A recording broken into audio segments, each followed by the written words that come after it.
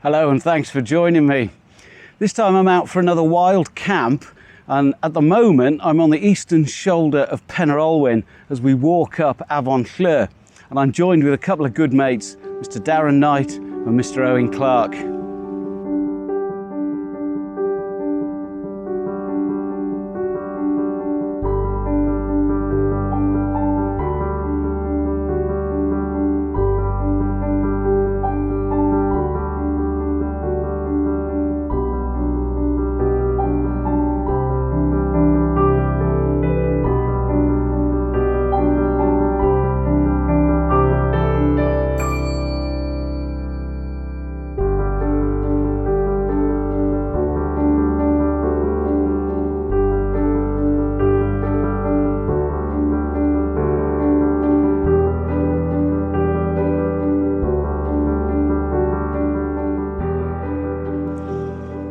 So we're already quite a long way up. We've been on the mountain for about an hour or so, and we're up at the very famous location with the old stone wall and the stile looking across towards Travan. Darren's currently filling his boots with that particular composition, but I'm looking more round to the right, where I've got some absolutely beautiful light playing across Carneddau and the Glidders. We've put up with a really wet morning, so we were quite late setting out, but we've been treated to quite a nice light show now. So we've stopped, we've got ourselves set up, we're stood here in a row, sort of a photography club outing, if you will, although I don't know where Owen's got to. We're just having a bit of fun here. We've no idea where we're going to camp yet. I'm the sort of guide, although relying on me isn't necessarily the best policy. We might end up on the top ridge, we might just end up at the lake at Clarke, remains to be seen, but stick around and see what we get up to. Can't quite find anything. It's lovely though, isn't it? It's really nice. Yeah. I'll admit it, I've taken a shot of Travan. What I have done is I've zoomed in past the dry stone wall and the stile so they don't form a barrier in the composition.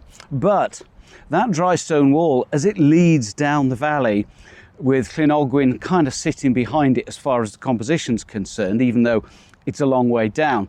And then I've got all these other diagonals that kind of come down and meet way down around Carneddau. What we've also got, because it's been raining heavily, is all the silvery trails of the streams as they run off the high ridges. Now, normally at this time of year, you wouldn't get that sort of thing, so it's a bit of a treat, and we're making the most of that. I think Owen has actually headed on down to the river because it's really piling down. I might go and look for a shot down there in a little while. But I'm really loving this because the clouds are scudding over a relatively speedy rate. And as they get moved around by the ridges, they break up and shafts of light play across various outcrops of rock, and it's changing all the time. It's really interesting. So I'm just taking a few shots. I'm set up at about 23 millimeters, so relatively wide, but not too wide, because I kind of know what I want in this composition.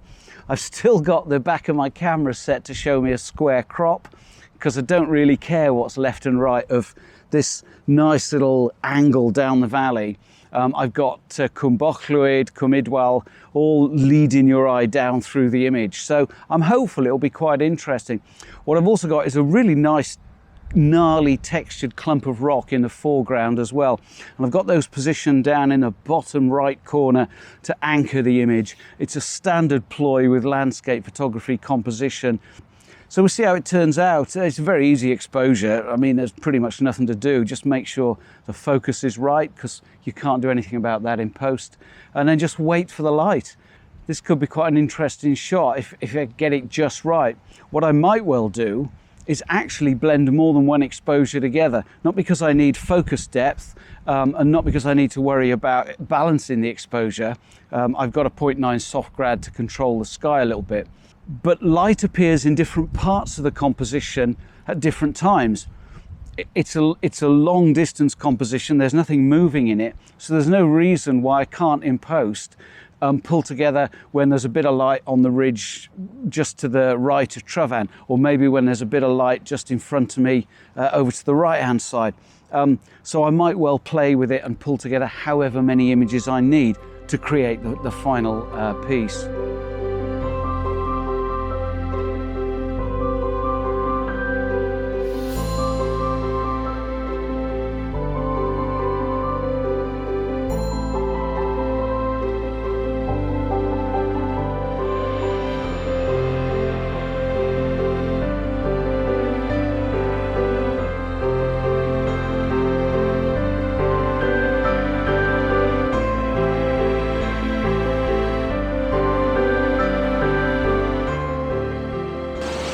I've got myself another composition going on here, which to be honest is not the sort of thing you'll usually find me shooting.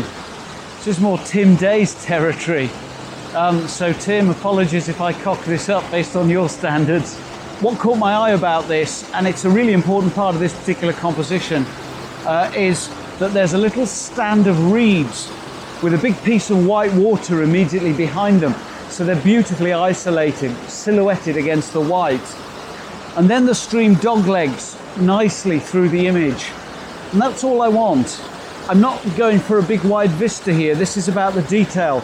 And in the bottom left corner, there's a lovely little round clump of grass. And at any other time, this stream wouldn't normally have this much water coming through it. So all of this would be a bit lost, but it's just right now. Now I'm shooting this at 25 millimeters. And I'm quite tight in on it based on where I position myself. I'm using a shutter speed of a 25th of a second, so I've still got some detail in the water. I really don't want to smooth it out completely, but I quite like this. It's a very simple little composition, but I do like the contrast of the extreme lights, the extreme darks, and plenty of texture and lively movement in it.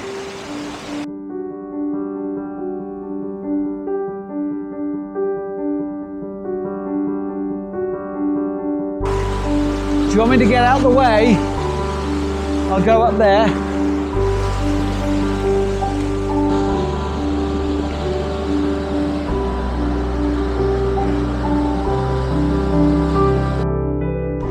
Well now, it's been something of an afternoon. One cock up after another. Let me explain. We were quite happily mucking about down by the old dry stone wall, shooting across images of Travan and Carneddau, and there was some quite nice light happening. So I walked up the river a little bit and crossed over to the other side because I wanted to get a shot where the river runs down and leads you across to Travan. A pretty standard composition, but usually taken from much lower down the valley. So with lots of water coming down, it was quite dramatic, and I think I got a half decent shot. I was just about to tell you all about it when this thing keeled over and went into the river. And I thought, there's no way you're getting away without me at least attempting to snatch it back. So I jumped in after it. Got completely soaked. This is now fried. The gimbal won't calibrate. My Rode Wireless Go is also fried. So it's going to be a bit of an insurance claim. So that's happened. We hiked up to the lake at the top.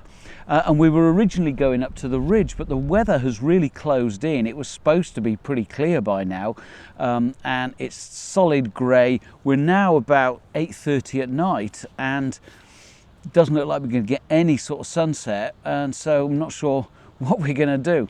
So we came back down a bit lower and thought, well, we'll find somewhere shelter out of the wind, because up on the top ridge we were looking at a wind of about 40 miles an hour and a wind chill taking it down to not far above freezing.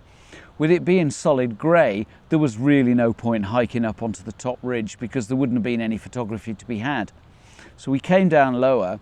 The problem we've had is finding anywhere to pitch our tents that's level enough, and we've ended up dotted about 100 metres apart. Darren has gone way down. He's not far off that dry stone wall to find a flat pitch. I've just about shoehorned myself up here, and Owen is parked on a little ledge. Frankly, if he rolls out of his tent, he could easily fall off a cliff, so hopefully he'll be all right.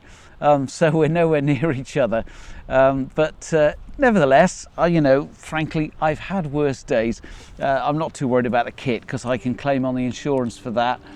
I'm up a mountain in a tent, and I've got a new hip flask that my lovely wife bought me for my birthday, and it's full of Macallan Gold, 10 years old. Cheers. Well, the sun's up and the light's quite nice at the moment, but I missed sunrise by about 2 hours. I must admit, after yesterday's camera disaster, as I was getting into bed last night, I just thought, you know what, I think I'll take a morning off. The light isn't too bad, but I don't think sunrise was really all that. Of course, the advantage that I've got is that I can come back up into the mountains anytime I want. I can pick and choose conditions, and on a day like yesterday, I wouldn't normally have even bothered getting off the island. So I'm really glad I did, because it's important to me to meet my mates and also to bring them out into the hills, because I'd said I would. So I'm hopeful they've had a really good time. And I'm hopeful they've got some great photography. I'm sure they have, because they're very skilled photographers. But for me this morning, I thought I'll have a nice lie-in. I've got to pack up. Darren and Owen are already long gone back down the valley, so I'm playing catch up, and since I'm the driver, they're not going very far without me. So I'll finish my coffee, pack up, head off, live to fight another day. I hope you've enjoyed it, despite the fact maybe it's a bit shorter than I'd hoped. Thank you ever so much for coming along with me. And if you haven't done it yet, why not subscribe now and join me next time. Cheers.